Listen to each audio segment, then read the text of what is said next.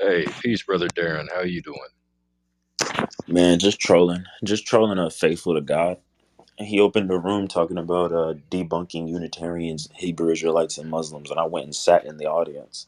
He sent me like five invites and was like, "I don't bite." Then I just bounced out of the room. That's all I've been doing, man. Oh, that's unfortunate, man. That's unfortunate. Yeah, there's a lot of very ill intention, I guess I would say, going on, man. So it's just best to make sure you're keeping your spirit pure and clean. A lot of these guys, like Faithful, they have a long-standing witness of being extremely abrasive, abusive, condescending, maligning. And so it's always good to make sure that you're guarding your heart in situations like that. Um, but I definitely understand. Did you catch that conversation? I have this titled Two Yahwehs, Genesis 19:24. I just got maligned too, Darren, in the last room I was in. And it doesn't matter how many times you even explain what's going on there. What they're doing is they're witch hunting, right? They're trying to find any reason to discredit people, and if they have to lie to do it, they'll lie to do it. If they have to take your words and twist it, that's what they'll do. It's kind of like to use to their advantage in any way. I don't get it, brother. To me, it's just about understanding the word and the doctrine. You know, a lot of people take these things extremely personal, brother. But did you catch that conversation about the two Yahwehs of Genesis 19:24? What was being presented there in the last room?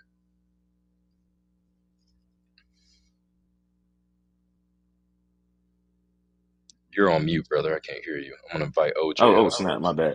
What had happened was Amir had asked the Unitarians in the room, the only two who were on stage were you and OJ.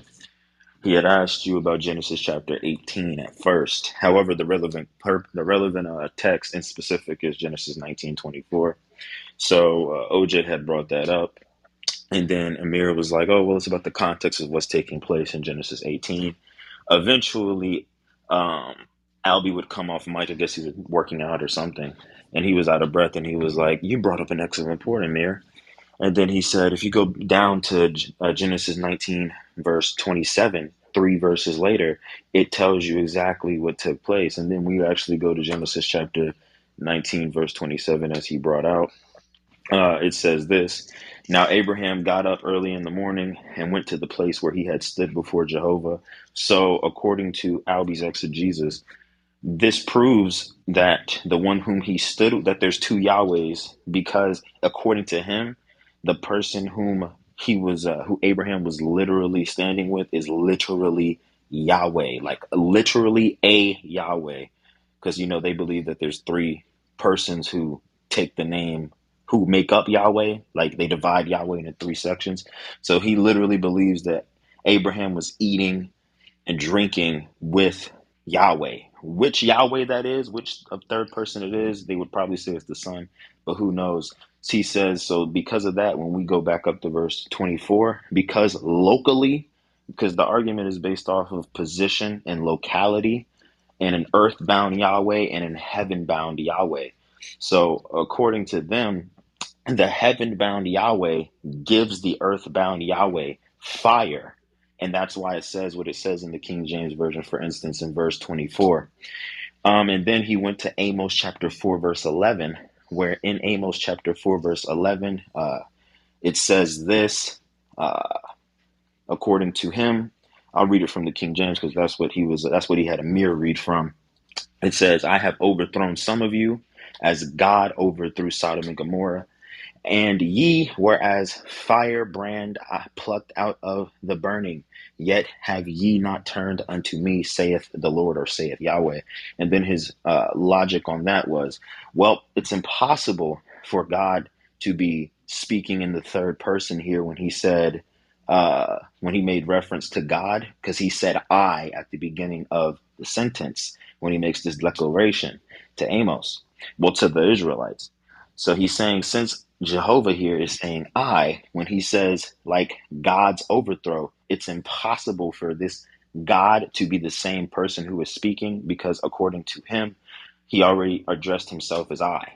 So there's no way that this is like an Iliism or Hebraic under expression or way of denoting his own greatness, whatever, whatever. It has to be speaking about two distinct persons here from the person who said I.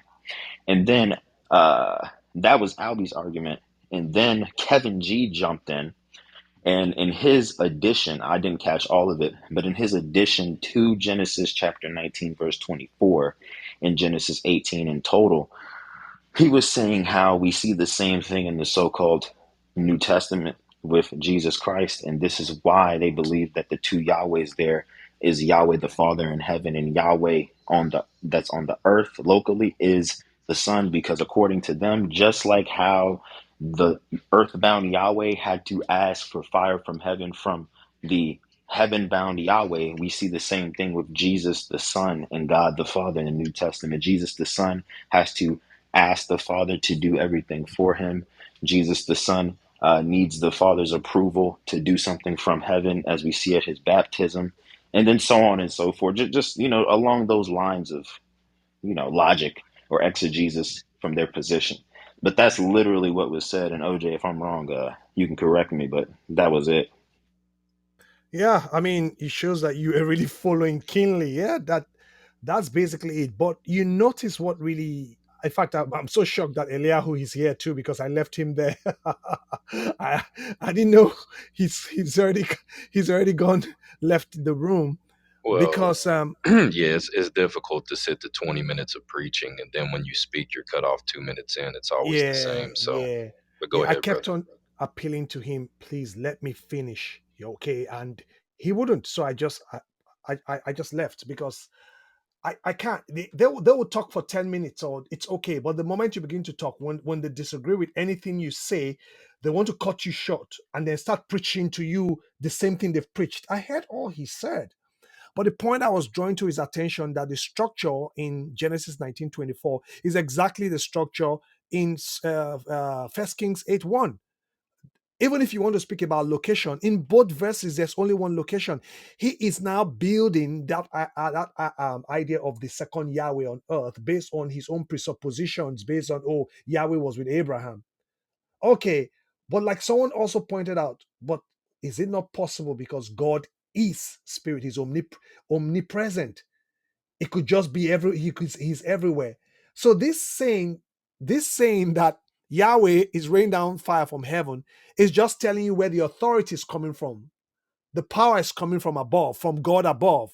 That's where the fire was rained down. All right. But it has nothing to do with one location on earth and another Yahweh in heaven. And I was reading it to him. He says, the Lord rained brimstone and fire on Sodom and Gomorrah from the Lord out of heavens. So there's nothing about the Lord on earth acts the Yahweh on earth acts Yahweh in heaven, or Yahweh sent uh, fire and brimstone to Yahweh on earth. He was adding that one. And if you look at Kings, it's the same thing. Now Solomon assembled the elders of Israel and all the heads of the tribes of the chief fathers to King Solomon in Jerusalem. One location eventually mentioned, but there are two Solomons mentioned there. But they will not argue that there are two persons in the Solomon head, two persons in Solomon, like in two persons in one Solomon head, or whatever they want to say. You see that? The Lord rained brimstone and fire on Sodom and Gomorrah from the Lord out of heaven. The same structure. The only difference here is that one is from, and the other one in Kings is to. One is raining Yahweh, rain down fire from Yahweh, out of heaven. All right, and it doesn't necessarily even say one Yahweh was in heaven, one Yahweh was on earth. It's just simply saying in my understanding, where the fire came from. Just like when rain falls out from heaven. Hey, wait a second. Basically, that's just what it's saying. It's not even you see these Trinitarians are so robotic. It baffles me. There's OJ, wait a second. And also, with reference to Amos chapter 4, verse 11, it just came back to me. He said, you compare the syntax in 4 verse 11 to Jeremiah 50 verse 14, or it was Jeremiah 51 verse 14, but I'm thinking it was Jeremiah 50:14, since Yahweh is speaking, but then he speaks in the first person with reference to his name again. So yeah, just keep that in. I just wanted to give Eliyahu that as well. Okay, that's fine. But this was what I was just trying to explain, that it's this, the syntax is exactly the same. The phrase is the same. The only difference is that one is from, as used with reference to the two Yahweh, and the other one is to, with reference to Solomon. But there are two Solomons mentioned there, and it just says it's assembling to Solomon. The one with Yahweh is just saying the fire came from Yahweh out of the heavens. But they are so desperate. They've been so blinded by this doctrine that when they have their presuppositions, they think you're the one blind, not seeing it. It just baffles me, man. It really baffles me. These folks are just so blind. And the level of blindness is troubling, is alarming. Anyway, I yield on that, Eliyahu. Yeah, it's extremely difficult to actually get into the information, but I'll point out a few things to you. This is why I asked Kevin G a very specific question. I Mm, asked Kevin G because, see, Kevin G is one of their main teachers. So I asked Kevin G, I said, well, do you consider the two angels also as Yahweh? And he gave an emphatic no. And this is something I already knew. All of the Trinitarians that are amongst that specific group, they don't believe that all three angels are Yahweh. But this causes a string problematic hinge within their doctrine. For example, in Genesis 19:1, it says, and there came two angels to Sodom at even, and Lot sat at the gate of Sodom, and Lot seeing them arose to meet them. In verse 2, it says, and he said, behold, now my lords, turn in, I pray you, into your servant's house and tarry all the night. And and wash your feet, and you will rise up early and go your ways. And they said, nay, but we will abide in the street all night. So when you skip ahead, we're still talking about the same two angels in verse 10. But the men put forth their hand and pulled Lot into the house to them and shut the door. And they smote the men that were at the door of the house with blindness. I'm going to skip down to verse 12, still the same two angels. And the men said unto Lot, hast thou here any besides sons in laws, or your sons or your daughters, whatsoever thou hast in the city? Bring them out to the place. Now watch in verse 13.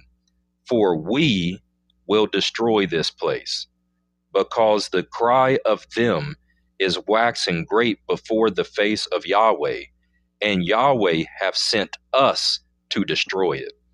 mm, So in Genesis chapter 19, verse 13, the two angels emphatically declare unto Lot that Yahweh has sent them to actually destroy it. In verse 14, it says, Lot went out and spake unto his sons in law and married his daughters and said, up, get you out of this place, for Yahweh will destroy this city. Did you just catch that, OJ? In verse 13 and 14? yes. Okay, so in verse 13, both angels said, or an angel said, we, the two men, the Have two been sent. angels, Yeah. we will destroy this place, because the cry of them is waxing great before the face of Yahweh, and Yahweh have sent us to destroy it. Now pay attention to what Lot says in verse 14. And Lot went out and spake unto his Can you, sons-in-laws. Eliel, can you just piggyback a little bit? Can you read that again? Just read it one more time, connecting the two of them. Just read it one more time. That part, Yeah, just I'll is go really hard slower, to brother. follow. Yeah. Yes, yes, yes. So in verse 13, it says, for we will destroy this place, because the cry of them is waxing great before the face of Yahweh, and Yahweh have sent us to destroy it. And Lot Mm. went out and spake unto his sons in law, which married his daughters, and said, up, get you out of this place, for Yahweh will destroy this place. Ooh! When you asked me when I caught it, I didn't even. Okay, now I get it. Well, see, this is the Ooh! problem where when people run everywhere to create and to make their points. Wow. They don't actually know the context of these stories, OJ. And this is what I continually point out. Yes, Yahweh destroyed it. Yes, Yahweh rained down fire. You know why? because he sent people in his name to perform what he had commanded and what he had said. That's When you right. actually read in verse 15, it says, "And when the morning arose, then the angels hastened Lot, saying, Arise, take your wife and your two daughters, which are here, lest thou be consumed in the iniquity of the city. And while he lingered, the men laid hold upon his hand, and upon the hand of his wife, and upon the hand of his two daughters, Yahweh being merciful unto him." Did you catch that? Yeah. The Yeah. angels are performing the function for Yahweh. And the Yes. narrator here, when the angels are showing mercy unto Lot, when the angels are helping Lot, the narrator is turning around and he is saying Yahweh was Ooh. being merciful to them. Ooh. Do you see that? Oh my gosh, I'm loving this. This is lovely. Now watch Wow. this. In verse 17, it says, "And it came to pass." See, you can never bring this stuff out, man. You know, it's just what it is. But in verse 16, it says, "And while he lingered, the men laid hold on his hand, and upon the hand of his wife, and upon the hand of his two daughters, Yahweh being merciful unto him. And they brought him forth." Oh my So gosh. this is why I asked Kevin G, are all three angels Yahweh? And he said an emphatic no, because no Trinitarian believes the other two men. None of them believe the other two angels are Yahweh. But this would cause a huge issue within the doctrine that they're teaching. Of course, the two angels aren't Yahweh. Of course, the two Yes. men aren't Yahweh. But as the two men, as the two angels are performing their function, it's saying that Yahweh is doing it when really the angels are doing it. Do you see that? Yeah, I see that. But let me ask you a question though. That makes perfect sense. But what's your understanding? Why was there this special emphasis on but Yahweh remained with Abraham? Would you Because that's the chief speaker that was sent to speak to Abraham. There was a okay. specific angel that was sent to bless Abraham. You remember in Genesis 18, Yes. he Yeah. washed the three men's feet, but one was specifically sent in order to deal with Abraham. And that's why he's the chief speaker, because he's the one dealing specifically with Abraham, while the other two are going down to deal with Lot. So Mm. each angel, each man has a different function. Okay. Now, when you look Okay. at, right, when you look at Genesis 19, going back to verse 19, look, I'll start at 18. It says, I'll start at 17. "And it came to pass when they had brought them forth abroad, that he said, Escape for your life. Look not behind you, neither stay thou, and all at the plain escape to the mountain, lest you be consumed. And Lot said unto them," who is the them? The angels, right? "Not so, my Lord. Behold, now thy servant hath found grace in your sight, and thou hast magnified your mercy, which thou hast showed unto me in saving my life. And I cannot escape to the mountain, lest some evil take me and I die. Behold now, the city is near to flee unto, and it is a little one. Oh, let me escape thither. Is it not a little one, and my soul shall live? And he said unto him, See, I have accepted you concerning this thing also, and I will not overthrow this city for the which you have spoken. Haste you, escape thither, for I cannot do anything till you come thither. Therefore, the name of the city is called Zoar." So, see, the angels have already let Lot know that Yahweh has sent them to destroy the cities, right? Yahweh has sent them to lead them out, that he's protected. And here again, he is dealing with these men. And he says, Look, don't destroy this little city. Let me go here that my soul may live. The angel reasons with Lot and tells him, That's fine. You can go over here.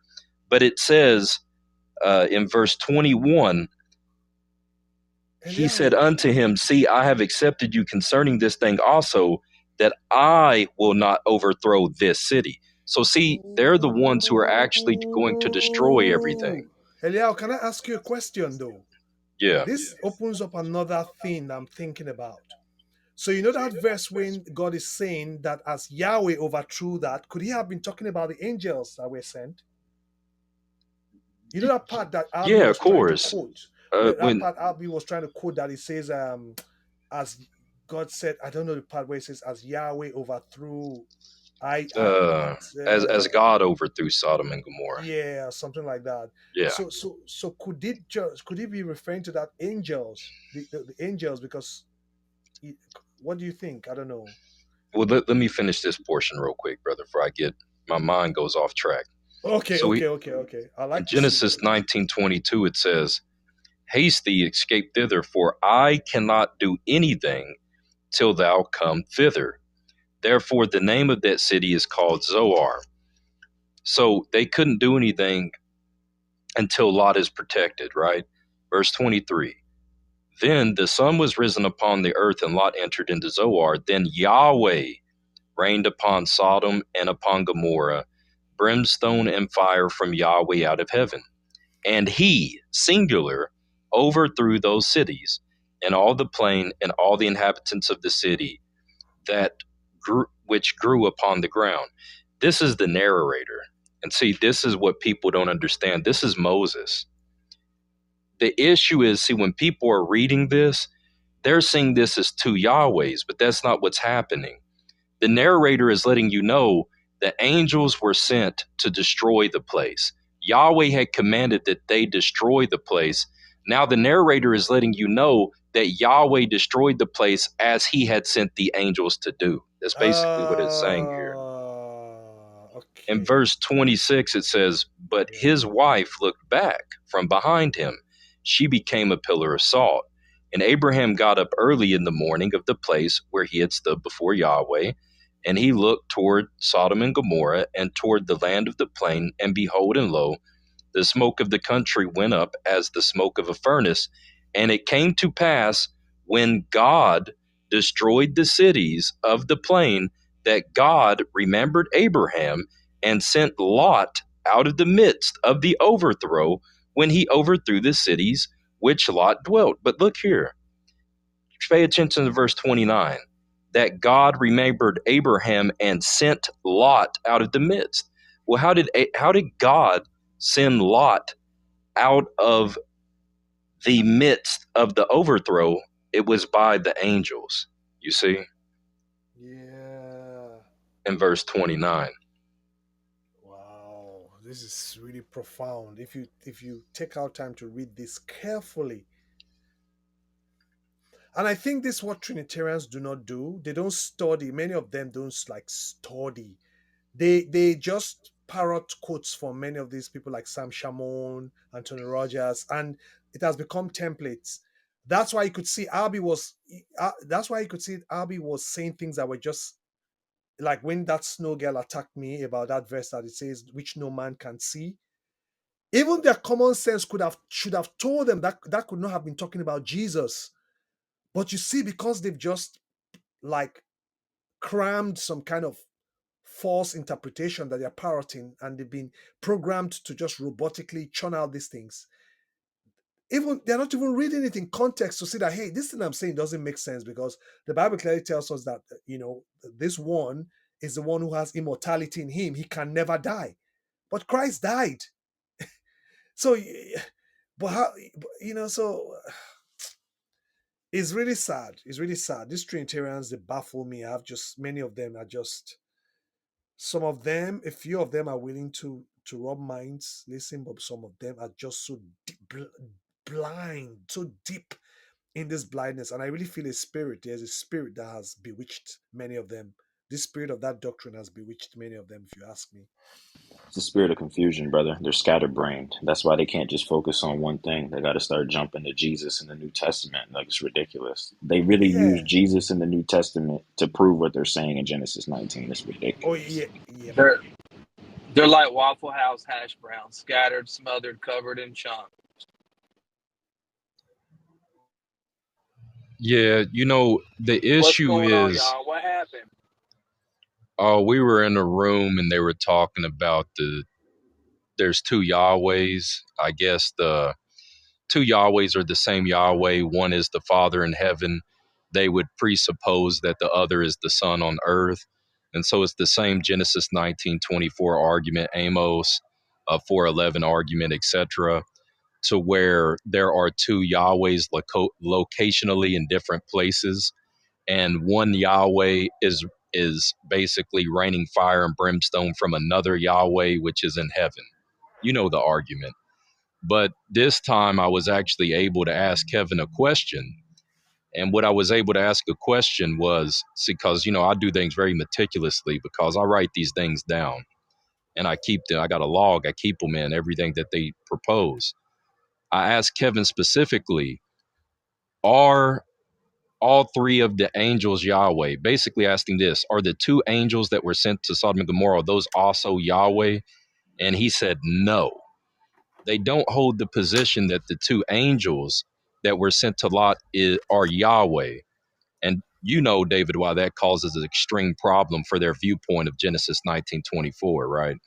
And even Jesus as well, to cause a big problem because they want to make that Yahweh exclusively to persons in the Godhead. So if they have to admit that the angels are Yahweh, that completely just destroys everything. That means they're going to have like five persons in the Godhead. Then you see the problem there too, Eliyahu.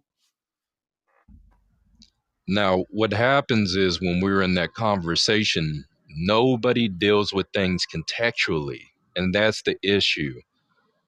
When they're going and they're piecing all these things together, that's how they derive this confusion that they're actually in. That's why they don't want to stay in Genesis 19. They want to hop and tie things together. And you know what? Sometimes there's a time for that. But when you're trying to understand a specific passage of scripture, we don't have to go to First Kings 8. We don't have to go to Genesis 4.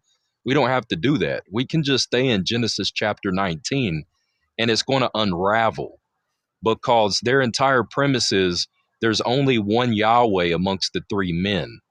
The one Yahweh amongst the three men, I'm talking from their point of view, right? None of the three men are actually Yahweh, but they're representatives of Yahweh. They're three angels that are sent. There's one, a main speaker amongst them that's dealing with Abraham specifically, and there's two other angels that are sent down, right? Now, when you take a look at that entire situation, the context of Genesis 19 is going to undo what they're actually presupposing the text says when you get to verse 24, because the angels specifically already told you straight out of their mouth to Lot that we have been sent to destroy this place. So there's no way contextually you can then make it that Yahweh alone is doing this. He's actually using representatives. And that's the issue that they're having. With the narrator introducing what has happened in 19, 24, and through 25 and 26, this is what is causing them confusion, but we see this all throughout the Torah. For example, like when the Israelites went out against the pagan or foreign armies, if you will, it'll say the Israelites smote the enemies before them, but then it'll say in another place, and Yahweh destroyed their enemies, and Yahweh overcame. But see, it's really those people who Yahweh is sending out in his name to do these things. They haven't yet come to the place of understanding that the Torah is written in this way, which causes them a lot of confusion when they're trying to understand what's going on within the actual context of the biblical scripture. Right. And you know what? You know what's really eye opening is the Targums that they love clearly say it was three angels. Did you see that yet? Exactly. Did any of y'all see that? It says the three angels. And Exactly. that's what's hilarious is that I'll give it to you that one of these angels bared his name, but at the end of the day, the Targums say three angels, so we're kind of back to square one. I mean, every angle that they try to come at, they bring up the Targums, and then they're kind of shooting themselves in the foot because now they're trying to use an argument where the second person or the second power is actually an angel and not a person of the Godhead. That's what's ironic about the whole thing. But it clearly says in Genesis 18 and the Targums that it's three angels. Yeah, exactly. We read from the Targums where it clearly says that, and You know that there were three angels, and it even went further to say what the mission of the missions of each angel was for. I don't know if you also saw that as well. Oh gosh. Oh my goodness. Yeah, they have. I know in different areas of Judaism, they have a view where angels only talk or give a message or do something. Like they only do one task and then they go away. So I think if I remember, it said one of the angels was sent to talk to Abraham and Sarah, Yeah, and then the other angel was sent to talk to Lot, and then the third angel was sent to destroy Sodom and Gomorrah. yeah. So you see, it's so interesting that if they thought for any reason, if they understood this to be Yahweh himself, why would they not? They call them the high angels. So they understood that these angels were in a certain class of their own, and they called them the high angels. So they actually distinguish these angels from the other ones, you know. So that's quite interesting. Yeah, it's sad, OJ. You know, because they have to uphold a certain doctrine, they're going to continue to be convoluted in the text.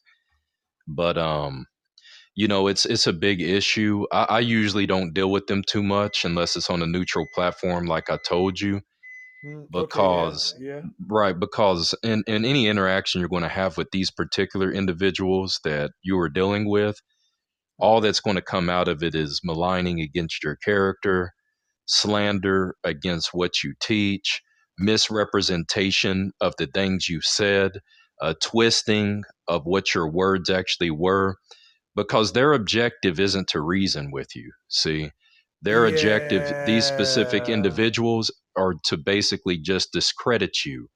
And that's if they true. can't overcome you doctrinally, what these guys will do is will malign you and take what you say and then give it to people and tell people it in a perverted and perverse way in order to put words in your mouth. I mean, you saw that earlier.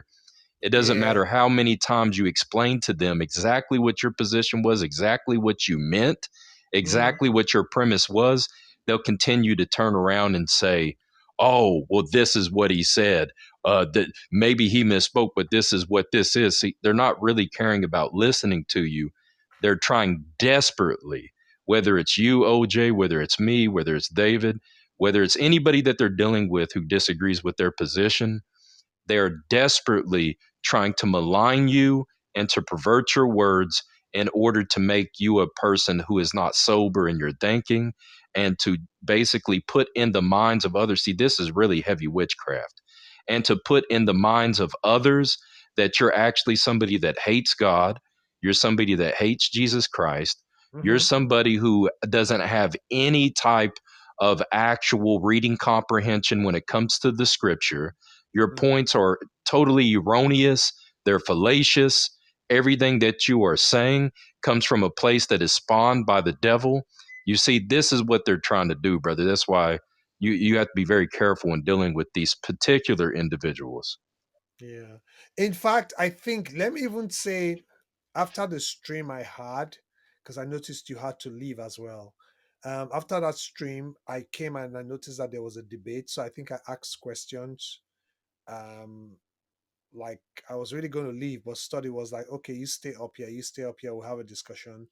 But you see, it's always the case that even if they say to have a discussion, it's going to turn somewhere along the line and they're going to start attacking you personally and the thing is going to get ugly. They can, like you said, they are not there to reason with you. They're there to let you know that you're a heretic and hey, come, we've come to correct you. We've come to correct your heresy. And if you don't listen to us, you're damned. Is that same spirit in the Athanasian Creed? Is that same spirit of Trinitarianism? It's there. You see, it's not. I'm serious. They don't even know that this thing is bedeviling them. It's not, that spirit is not of God. So they don't reason with you as brethren because of course they don't think we are Christians anyway. We are heretics, and we are damned because we don't believe in the doctrine of the Trinity. So yeah. Normally when I go there, I try to see who shared the room because most of the time I don't want to go into these Trinitarian rooms anymore. It's not edifying for me. it's about castigation. So I just first see who shares the room and how many of these people are there. If I see someone like Boss who shared the room, Boss, or Cherry Love or Snow, or that, I won't bother. I won't bother. If I see, and if I now see that the most of the moderators are these guys, I wouldn't bother. There's no point, because like you said, they're not there to reason with you. They are there to show you, hey, I'm right, you're wrong, you're a heretic, you're damned if you don't agree with me. So there's no point. Yeah, they're very dangerous type of people. I'm very serious when I say things like, I hope you're not in positions of real authority or power in our society, because people with that type of moral nature about them is very scary for me to think that they would even hold actual positions of power within our communities or within the actual states that we live in. I know that you live in another place, but I'm speaking from even where you live, that Yeah, people like that would be in a certain position to where they can actually affect people's lives through the decisions that they make. yeah, Um, when you have people saying things such as accusations of being a cult leader or a part of a heretical group and all these other things that they're saying, those are very serious things to say about people. You have to mm, understand that many of these people are extremely immature, and immature people are very dangerous people. You understand? yeah, So, yes, very dangerous people. These people, particularly, and I will exclude a few, like Yeshu Speaks, even though me and him don't agree on a lot of things, even though he's very zealous, he's a fair-minded type person. For example, when we're talking earlier, he brought it out. He said, no, he said this, and this is how you can use it, and he's saying the way he meant it. So let's just move on from that because he's clarified it. But see, that's not good enough for other individuals. Kevin G, he's an all right individual too. But when it comes to the others, and I think you know who they are, I'm not going to yeah, really drop names at this point. You can really sense for yourself. See, it's not about being honest intellectually with one another and dealing with the text based upon what the scripture is saying or what the scholars are saying or whatever else it may be. It's about malignity. That's what's going on there in that situation. So you have to be very careful of individuals like that, because they oftentimes, like, even when it comes to Albie, he'll come in our rooms, he'll be nice, and I ask him, I say, it's strange that you're being this way, because when we're in other rooms, this is the way you're behaving, this is what you're saying.